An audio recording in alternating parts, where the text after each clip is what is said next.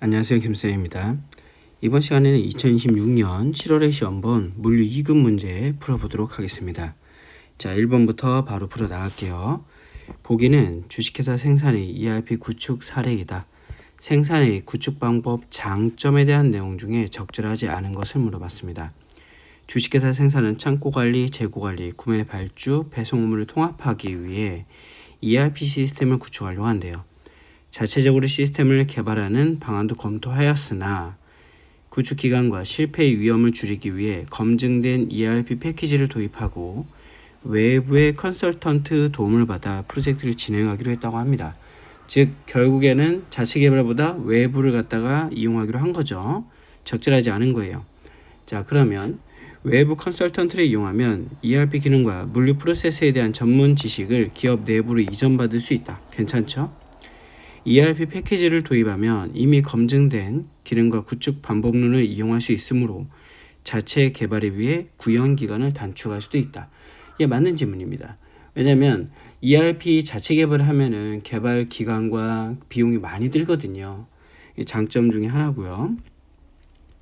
ERP 패키지는 공급업체의 지속적인 유지보수와 업그레이드를 통해 최신 기술이 반영된 버전을 사용할 수 있다는 장점이 있다. 그렇죠. ERP 공급업체에서 계속적으로 업그레이드와 개선을 해주기 때문에 변경 사항을 바로바로 반영할 수 있습니다.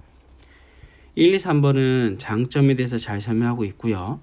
ERP 패키지는 표준 프로세스를 기반하므로 기업이 기존 물류 업무를 변경하지 않고 그대로 반영하는 데 자체 개발에 유리하다라고 했는데 아니죠. 왜냐하면 기존 업무를 그대로 반영하는 것이 아니라 표준 프로세스에 맞춰 업무를 개선하거나 아니면 파라미터를 설정해서 변경을 하거나 아니면 커스터마이징을 해야 되는 소요가 발생하겠죠. 답은 4번입니다.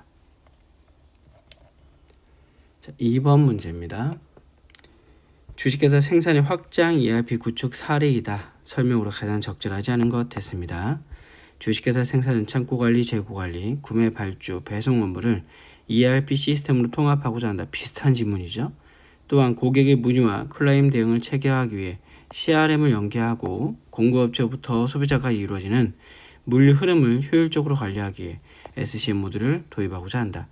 최근에는 ERP 시스템에 축적된 입출고 데이터, 배송 이력, 고객 문의 등 이를 분석하여 향후 수요와 변화, 수요 변화, 배송 지연 가능성 예측할 수 있는 데이터 분석 솔루션도 함께 검토하고 있다고 합니다. 자, 지금 여기서 가장 적절하지 않은 것을 하고 물어봤어요. 지금 이 문제는 자주 나오는 문제인 것 같습니다.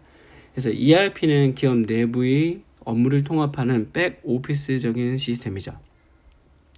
CRM은 고객 관리와 영업을 활동하는 프론트 오피스, 그 다음에 SCM은 물류 흐름을 관리하는 거. 지금 다 여기다 묶어놨어요. 그래서 조직의 지식을 관리하는 건 KMS 뭐 이렇게 지금 그거를 갖다가 쭉 정리해 놓은 거라 이를 찾아내는 겁니다. 자, ERP는 기업 비즈니스를 지원하는 백오피스다. 맞는 지문이고요.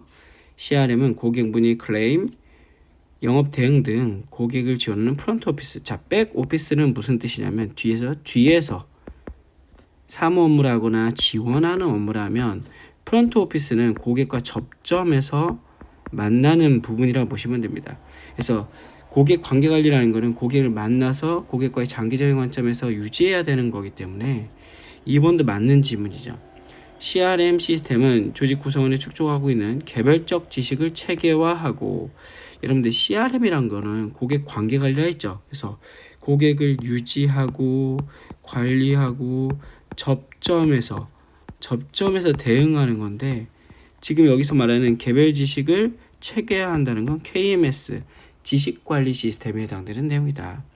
공유하기 위한 정보 시스템으로서 ERP 업무 시스템을 지원하는 데 목적으로 한다. KMS가 잘못 나왔다. 답은 3번. SCM, 저번에는 이게 답이었죠. SCM 모델은 공급자부터 소비자까지 이루어지는 물류, 자재, 제품, 서비스, 정보 흐름을 계획하고 관리하여 수요와 공급을 최적으로 운영하는 관리 활동을 의미한다. 맞는 지문입니다. 자, 이런 문제 나오면 맞는 지문도 꼭 읽어주시고요. 다음에 맞는 지문이 오답으로 나오니까요. 체계적으로 체크를 해주시면 좋습니다. 자, 3번 문제 보겠습니다. 3번 문제를 원래 편집을 해서 여기 밑에다 넣으려 했는데 너무 길어서 밑으로 빠졌습니다. 인공지능과 빅데이터 분석 기법에 대한 설명이다. 옳은 내용을 짝지어주신 것. 자, 기계학습은 방대한 데이터를 분석하여 생성된 데이터와 정보, 지식 또는 규칙을 변환하는 컴퓨터 알고리즘으로 미래에 활용될 수가 있다. 맞는 질문이에요. 머신러닝에 대해서 얘기하고 있습니다. 그래서 기계학습은 데이터를 학습해서 예측 모델을 만드는 거라 맞는 질문이라고 보시면 되고요. 지도학습과 비지도학습이 있는데 지도학습은 한마디로 정답이 있는 학습이고요. 분류와 회귀가 사용된다고 보시면 됩니다. 지도학습은 정답이 있는 거예요. 그리고 분류와 회귀가 사용되는데 여기서 말하는 군집은 대표적인 비지도학습의 내용이 되겠습니다. 니은은 틀렸어요. 소거형 문제입니다. 기억은 들어가야 되는데 니은이 들어가지 않으면 아웃. 니은이 들어가면 아웃. 그럼 얘 두 개 남죠. 2번, 3번. 자, 디귿도 보겠습니다. 비지도학습은 학습된 데이터로부터 하나의 함수를 유추하여 데이터의 예측값이 올바르게 추측하는 분류 모델은 이 섞어놨네요. 대표적인 지도학습의 하나입니다. 분류와 회귀는 대표적인 지도학습이고요. 군집과 축소가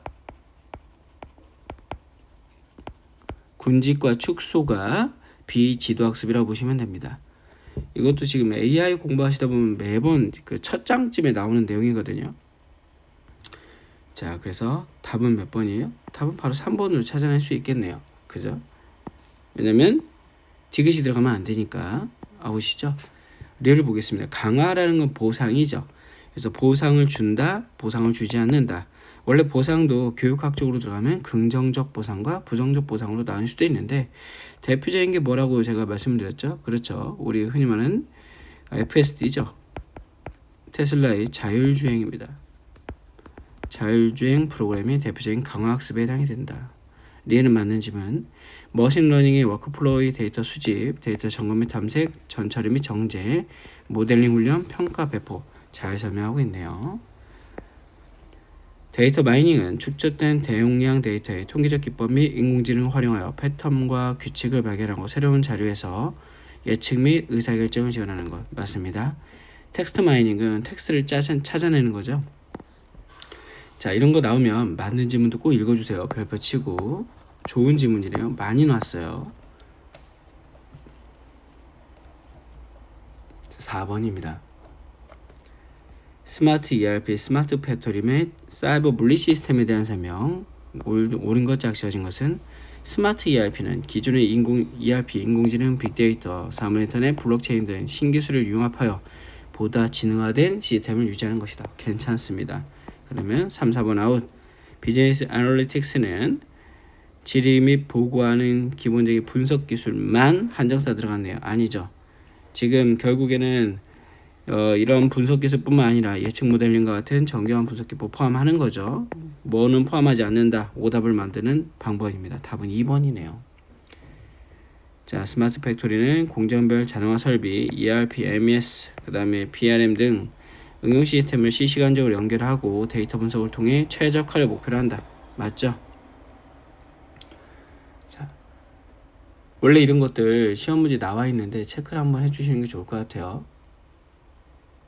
자, 그럼 D는 왜 틀린 거예요? 그렇죠. 독립적으로 운영한다가 틀린 거죠. 통합해서 운영이 되는 거죠. 답은 2번입니다. 원래는 2024년 이전 문제가 한두 문제 나오고 그 다음에 2024년 11월 이후 문제가 한두 문제가 나오는데 요번에는 네 문제 자체가 다 새로 나온 문제들로 형성이 되어 있네요. 자, 5번입니다. 주식회사 생산성은 지수평활법을 활용하여 수요 예측을 활용하고자 한다. 3월의 예측 판매량이 3,000개이고 자, 우리 공식부터 써볼까요? FT는 AT 곱하기 알파 더하기 1-알파의 F의 T-1이다 라고 표시할 수가 있습니다. 그럼 여기서 실제 판매량 2,500개, 그죠? 2,500개. 그 다음에 알파 0.3 더하기 0.7 곱하기 3,000 해주시면 되겠죠. 자, 하면 얼마나요? 그렇죠. 여러분들 이건 여러분들이 직접 계산해 주셔야 돼요. 그러면 곱하면 37은 21에 750 그러면 2850인가요? 그렇죠. 계산 문제들은 여러분들 꼼꼼하게 계산을 직접 해 주셔야 됩니다. 제가 그냥 넘어간다 해서 여러분들도 그냥 넘어가시면 안 돼요. 자, 6번입니다. 장기 판매 계획입니다. 우리 장기, 중기, 단기 있죠? 이거 자주 나와요. 정말 자주 나오니까 별표 치고 암기해 주시면 좋을 것 같아요. 기업과 니은에 들어갈 거. 신시장 개척. 답은 나왔네요. 신시장 개척은 뭐예요? 장기죠, 장기. 그죠? 장기는 신시장 개척, 신제품 개발, 제품 판매 경로 강화죠. 그러면 답은 하나밖에 없어요. 2번이에요. 그리고 장기적인 시장 분석을 통하여 니은을 예측하여 계획을 세운다. 기업 환경과 기회와 위협을 예측하여 세운다라는 건데 여기서 여러분들 그 1번, 3번, 4번이 아웃된다는 걸 알고 있으면 바로 문제를 찾아낼 수 있습니다. 왜냐하면 니은 지문이 모를 수 있거든요. 이해되시죠? 그래서 보통은 단기, 중기, 장기를 체크해서 여러분들이 봐주시면 좋겠다. 답은 2번 보고 넘어갑니다. 바로 7번입니다. 7번 구하는 공식 여러분들도 별표 치고 계속 구해주시면 되겠죠. 고정비 나누기 요건 이렇게 하면 돼요. 뭐 아마 보시면 이렇게 P-V로 나와 있나요? 그쵸? 손익분기점 매출 수량 고정비 나누기 단가에서 개당 단가에서 변동비를 빼주시면 되겠죠.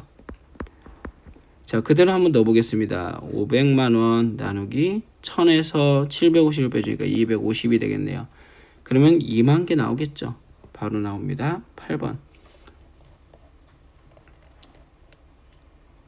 제품 및 서비스 가격의 개념에 대한 설명, 옳지 않은 것입니다. 가격의 하한선은 기업이 제품을 생산하는 데 소요되는 비용으로 손익분기점에 위치한다. 맞는 지문이고요. 상한선은 고객이 제품이나 서비스에 대해 지각하는 가치, 서비스 잉여 가치가 지니고 있을 때 구매가 이루어진다. 당연히 잉여 가치라는 게 뭐냐면 가격보다 더 많은 가치가 있다는 얘기죠. 지금 여기는 약간 유통과 품질을 섞어놨어요. 살짝. 가격이란 시장에서 제품의 교환 가치로서 제품이나 서비스를 소유하거나 사용하는 대가로 소비자가 지불하는 금전적 가치를 얘기한다. 잘 설명하고 있어요. 한번.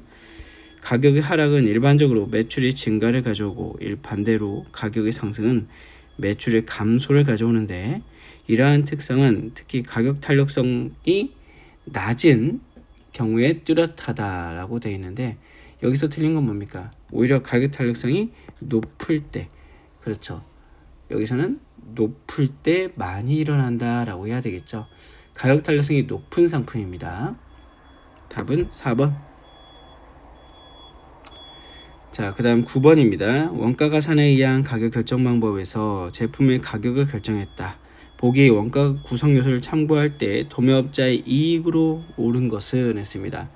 자, 우리 지금 여기서 가격을 제품 가격을 결정했대요. 그러면 소매업자의 영업비, 소매업자의 이익, 소매 매입 원가가 나오죠. 그러면 여기서 다 줬네요. 소매 매입 원가는 그죠? 소매 매입 원가는 거꾸로 들어가야 되겠네. 소매 매입 원가라는 것은 도매 매입 원가, 그쵸? 원가 더하기 영업비 더하기 이익인데 다 이건 뭐야? 도매업자죠? 도매업자입니다. 도매 매입 원가는 얼마야? 3,000원 더하기 도매업자 영업비 2,000원 더하기 X가 결국엔 얼마란 얘기예요? 9,000원이죠. 매입 원가니까 결국에는 5,000원이니까 얼마라는 거예요? 4,000원 줬다는 얘기입니다. 4,000원. 자, 10번입니다. 생산은 과거 총이익액의 실적을 이용하여 거래처 여신한도를 설정하고자 한대요. 그래서 거래처 A의 3년간의 매출 총액은 150억, 매출채권 잔액은 30억. 자, 그리고 이익률은 30%. 이거 여러분들 맨날 풀었던 거잖아요. 그럼 뭐 하시면 돼요? 150억에서 30억 빼주면 되잖아요. 120억 곱하기 0.3 하면 나오는 거 아닙니까? 36억. 이거 맨날 풀었던 거잖아. 헷갈려 하시면 안 됩니다, 이거. 여러분들. 그죠? 어렵게 나올 수도 있는데 이렇게 쉽게 나올 수 있어요. 쉽게 나오면 계산 문제가 더 좋아요. 자, 우리 프로세스 경쟁 요소 QCTF 기억나시죠? 시간에 대한 얘기입니다. QCTF에 대한 내용이다. 이것도 중요한 개념이죠, 여러분. 정시 배달 인력 T네요. 그죠? T입니다. 그럼 기억 안 들어간 거 아웃. 자, 신속한 제품 배달 인력 T죠. 니은 들어가야 되겠네요. 안 들어간 거 아웃. 자, 1번 또는 5번, 4번이 되겠네요. 경쟁사보다 빠른 T네요. 디귿 들어가야 돼요. 적은 자원으로 제품 서비스를 창출할 수 있는 비용이죠. 그죠? 리얼 아웃. 그러면 답은 1번. 자, 설계 변화, 수요 변화에 유연한 F네요. 고객 요구를 만족시키며 척도, 서비스, 품질, 소비자에 의한 결정, 품질이죠. 품질. 그죠? Q입니다. QCTF 기억해 주세요. T는 다른 말로 하면 또 D로 표현되기도 하기도 합니다. 딜리버리, 납기로 표현되죠. 재고관리 기법 중에 하나인 고정주문 기간 모형에 대한 설명. 옳지 않은 것은 지금 PE 시스템에 대해서 물어봤습니다. 자, 수요가 일정할 경우에 발주량이 일정하다. 수요가 일정하니까 발주량은 경제적 주문량으로 일정한다. 이거는 Q 시스템에서 하는 거죠. 지금 여기서 뭐 하는 거야? P 시스템이잖아요. 답은 2번이네요. 그죠? 수요가 수시로 변동되면 발주량도 변경되죠. 당연한 얘기입니다. 자, 재고량을 정기적으로 조사하여 일정한 목표 수준까지 부족한 수량을 발주한다. 맞습니다. 그래서 P 시스템은 기간이 정해져 있고요. 발주량이 변동한다는 거고, Q 시스템은, 그리고 P 시스템의 특징이 뭐였어요? 정기적으로 조사하는 거죠. 그 다음에 Q 시스템은 수시로 재고 조사를 하고, 그 다음에 정해진 발주량을 일정하지만 기간이 변동된다는 게 차이점이었습니다. 자, 13번 재고조사는 기록 방법 중에 실질 재고조사법에 대해서 적절하지 않은 것은 했습니다. 자, 매출원가가 과소평가되어 단기 순이익이 크게 평가된다라고 되어 있어요. 자, 여러분들 우리 실질 재고조사법은요, 재고 입출고를 계속 기록하지 않고 실물을 조사하는 거죠. 그래서 기말 재고로 확인되지 않은 수량은 단기 판매에 포함된 걸로 간주합니다. 그래서 도난, 파손, 재고 감모, 손실도 결국 매출원가에 포함되거든요. 그래서 매출원가는 과대평가되고 단기 순이익은 과소평가되죠. 그래서 답은 1번이 잘못됐다. 과소입니다. 1번, 나머지 2번, 3번, 4번은 맞는 지문 읽어주시면 될 것 같아요, 여러분. 계속기록법도 마찬가지고요. 14번, 철도 운송의 특징에 대한 설명, 바르게 짝지어진 것은 했습니다. 이 문제도 우리 이제 한 문제씩 매번 나오는 거죠. 자, 1번부터 기억부터 보겠습니다. 화물 수치가 화물 자동차에 비해 편리하다? 아니죠. 철도는 한번 갈아타야 돼요. 도어 투 도어가 안 된다는 얘기죠. 도어 투 도어가 안 됩니다. 유일하게 도어 투 도어가 되는 건 화물 자동차입니다. 기억 아웃. 그럼 결국에는 기억 빼줘야 되겠죠. 3, 4번이네요. 이원적 운송이 이루어진다. 결국에는 운송수단이 바뀐다는 얘기죠. 맞는 얘기입니다. 니에는 맞는 얘기. 자, 그 다음에 장거리 운송이 경제적이다. 그렇죠. 300km 미만은 제가 얘기했습니다. 트럭이 유리하고요. 300km 이상은 철도가 유리하다 했어요. 그러면 도로 운송 관련해서는 장거리 유리한 건 맞죠. 중량 제한에 받지 않는다. 누구에 비해서? 화물 자동차에 비해서 이런 뜻이에요. 원래 배랑 비교하면 안 됩니다. 그래서 여기에 조금 더 자세히 나왔으면 공로 운송 중에 이렇게 철도 운송의 특징에 대한 설명이 조금 오른 것은 그러면 더 좋았겠죠. 왜냐면 만약에 헷갈릴 수도 있으니까요. 나중에 비교적 전천후 교통수단이다. 그렇죠. 기상이나 다른 거 영향을 많이 받지 않습니다. 여기까지 똑같네요. 결국엔 얘랑 비교를 해야 됩니다. 자, 차량에 비해서 사고 발생률이 현저히 저하되죠. 답은 4번이네요. 요즘엔 도어 투 도어에서 데스크 투 데스크로 좀 더 좋아졌다라는, 책상에서 책상까지 가져간다는 얘기도 있습니다. 자, 15번. 보기에는 두 기업의 물류 전략에 대해서 설명하고 있습니다. A와 B에 들어갈 운송 경로의 유형 물어봤습니다. A는 우리 회사는 고객의 빠른 배송의 요구에 대응하기 위해 소비지 인근에 물류 거점을 추가 설치하기로 했다고 합니다. 소비지, 여기서 답은 나왔어요. 소비지 인근에 설치하는 거 배송이죠. 배송입니다. 그죠? 답은 1번밖에 없어요. 자, 우리 회사에 대량 원자재를 취급하며 물동량이 특징이다. 대량이에요. 그래서 차 단위로 바로 직접 간다는 얘기입니다. 중간 거점을 거치지 않아요. 직송이죠. 답은 1번입니다. 됐나요? 나머지도 꼭 읽어주시면 좋을 것 같아요. 자, 16번. 창고관리자의 A와 B 바탕으로 이들을 고려한 창고 보관의 기본 원칙입니다. 얘도 정말 많이 나오죠. 16번도 엄청 많이 나오는 겁니다. 자, 이렇게 무겁고 대형인 작품은 무겁고 대형인 작품이에요. 그리고 무겁고 대형인 작품은 출입구 아래쪽에 보관해라. 그럼 중량이죠. 중량 특성의 원칙입니다. 높게 쌓기 원칙은 렉을 이용해서 높게 쌓으라는 얘기고요. 회전 대형 원칙은 이 출입구가 하나일 때 결국에는 자주 나간 애들은 출입구 옆에다 놓으라는 얘기고요. 동일성 유사성은 비슷한 애들은 같이 보관해라. 17번. 계산 원가 계산의 주된 목적 가장 옳은 것 했습니다. 자, 원가 계산입니다, 여러분. 기업이 이익에 대한 과세 소득의 측정을 목적으로 한다. 당연한 얘기죠. 이거는 엄밀히 따지면 우리가 배운 것보다 좀 더 나갔다고 보시면 될 것 같아요. 원가 계산은 경영자의 의사결정을 지원하기 위한 관리회계 핵심 기능이라고 보시면 됩니다. 맞는 질문이고요. 기업이 제조에 초점을 맞춰 제조 과정에 제품 한 단위당 원가 측정을 목적으로 한다라고 되어 있는데 제품 단위당 제조원가도 목적일 수는 있어요. 하지만 궁극적인 목적은 경영자의 의사결정을 지원하는 것입니다. 그래서 어떻게 보면은 가장 옳은 것이잖아요. 여기서는 좀 이건 애매할 수 있겠네요. 근데 가장이 들어갔으니까 다시 한번 보겠습니다. 가장이 들어갔으니까 즉 목적 중에 가장 옳은 것.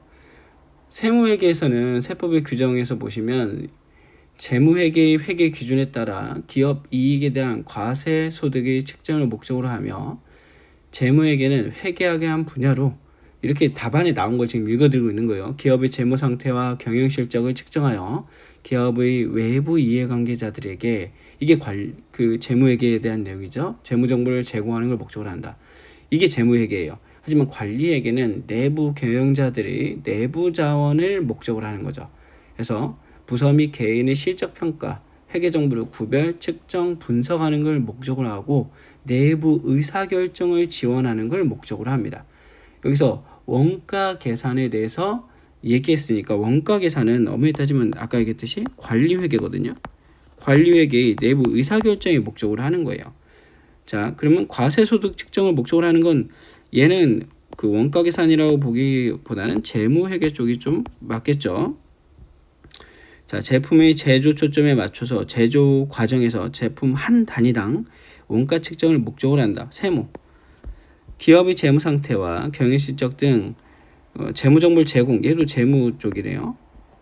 3번 아웃. 경영자의 내부 자원의 관리에 대한 의사결정과 부서 및 개인의 실적 평가를 위해 회계 정보를 구별 측정 분석하는 것으로 기업이 내부 의사결정을 지원하는 것을 목적으로 한다. 제가 봤을 때는 4번이 답인 것 같은데 정답에는 2번이 답으로 나와 있습니다. 제품의 제조에 초점을 맞추고 제조 과정에서 한 단위당 원가를 측정을 목적으로 한다. 이거는 제가 봤을 때는 한번 좀 체크를 해보는 게 좋을 것 같아요. 제가 봤을 때는 4번이 답입니다. 그래서 한번 여러분들 이거는 체크를 한번 해봐라. 나중에 정답 개정되는 거 한번 보고서 한번 봐주세요. 왜냐면 2번이 목적이긴 한데 얘가 궁극적 주된 목적일 수는 없거든요. 근데 출제자가 또 어떻게 냈을지 모르니까 2번도 목적이긴 한데 주된 목적은 아닌 것 같다. 하지만 제가 봤을 땐 4번이 주된 목적인 것 같다. 하지만 답에는 2번으로 채점이 되어 있기 때문에 2번과 4번 나중에 지금은 가답안이 나와 있는 상태니까 답은 나오는 거 보고 다시 한번 공부를 해주시면 좋을 것 같습니다. 18번.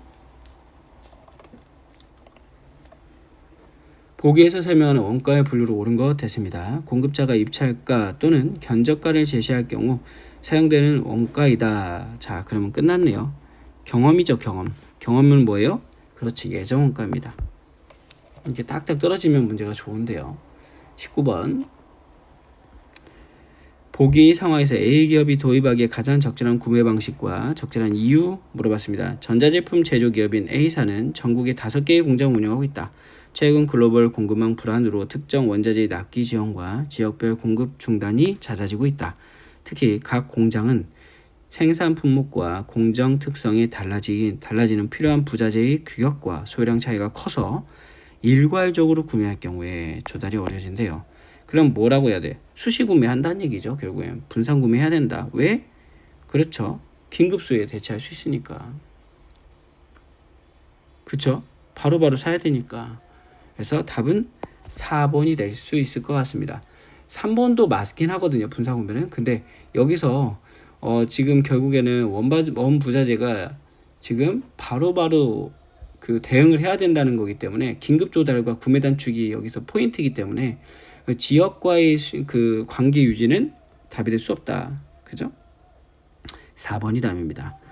자, 보기를 자료에 대한 설명, 가공 전환에 대한 계산 옳은 것은 했습니다. 직접 재료비 6,000원, 직접 원가 9,000원, 제조 간접비 5,000원, 직접 경비는 발생하지 않았다. 자, 가공 원가를 물어봤어요. 가공 원가는 직접 노무비, 그 다음에 원가를 물어본 것 같아요. 그죠? 그럼 여기서 직접 재료비 있죠. 자, 가공원가라는 거는 지금 뭔지 한번 찾아봐야 되는데, 가공원가는 직접 재료비를 제외하고 제품을 가공하는 데 발생하는 원가입니다. 이거 체크 하나 한번 해봅시다. 가공원가라는 거는 뭐냐면 재료비를 제외하고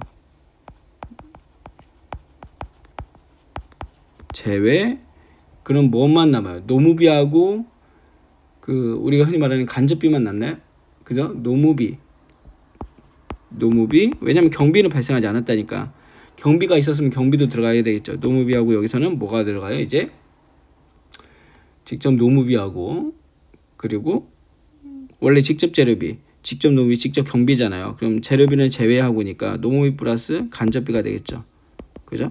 왜냐면 경비는 없으니까. 자, 이렇게 보겠습니다. 포인트 잡아주고요. 여기서 요거 별표 치시고, 여기서 가공원가라는 게 중요하네요. 가공원가. 자, 그러면 이 가공원가는 직접 경비가 발생되지 않았기 때문에 그대로 한번 넣어보겠습니다. 직접 원가 얼마예요? 직접 원가는 9,000원. 9,000원에서 빼줘야 되겠죠. 뭘 빼줍니까? 직접 재료비를 빼줍니다. 6,000원. 6,000원을 빼주고, 그러면 3,000원이 되나요? 그죠? 3,000원이 됩니다. 직접 노무비 3,000원. 직접 노무비가 그러면 직접 노무비가 3,000원이 되죠. 3,000원. 직접 노무비 3,000원. 그리고 경비가 0이죠. 그러니까 0 나오나요? 맞네요. 그러면 결국에는 이렇게 되는 거네. 수식이 다시 한번 제가 쓰겠습니다. 그러면 여러분들 보시기 편하면 직접 원가는 직접 재료비 더하기 직접 노무비 보다는 직접 경비죠. 자, 직접 재료비 6,000원. 그 다음에 직접 노무비 X, 경비 0원은 얘가 9,000원인 거예요. 그럼 이 X는 얼마? 3,000원. 여기에 노무비죠. 그럼 이 노무비가 어디 들어가요? 여기 노무비 3,000원 들어가야 되고요. 간접비가 나오는데 간접비 나와 있습니다. 얼마? 5,000원. 그죠? 그러면 3,000원 더하기 5,000원은 8,000원이 되겠네요. 문제를 좀 약간 살짝 용어에서 꼬신 것 같은데, 여러분들 이거 보시면서 이렇게도 나올 수 있구나 라고 한번 체크해 주시면 될 것 같아요.